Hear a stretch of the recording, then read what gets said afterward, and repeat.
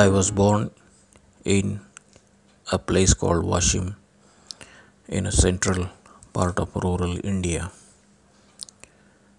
My family came from a marginalized minority community where we grew up in a home with our father being the only wage earner. Life was hard and we were deprived quality of life such as sufficient nourishment, adequate clothing and proper shelter. My parents placed a high value on education and pushed themselves to the limits to educate all their children. They believed that the education was the door of opportunities.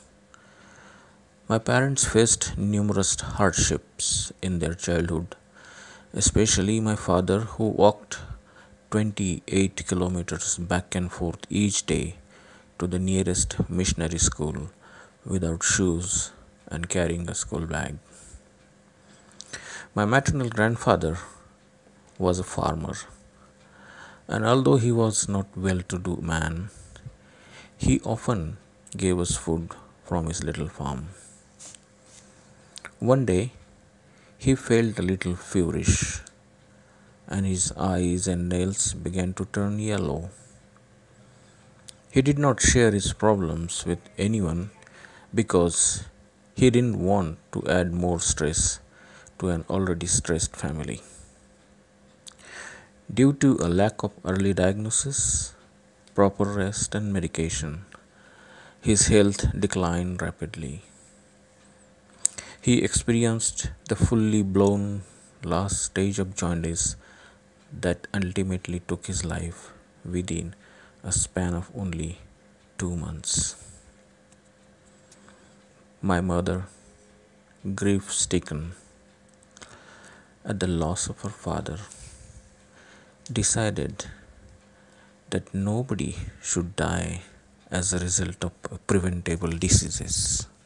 My mother, grief stricken at the loss of her father, decided that nobody should die as a result of preventable cause, lack of information, or access to quality health care.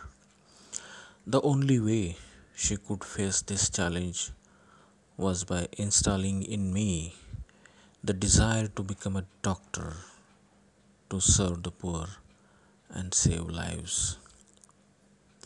My mother knocked on every door where she could generate funds to pay for my fees for my medical studies. After graduating from medical school finally and finding a decent job, I had never forgotten the fact that I was not meant to be a money making quick by being a commercial doctor. On the contrary, I dedicated my professional services to the betterment of the poor and marginalized people of rural India.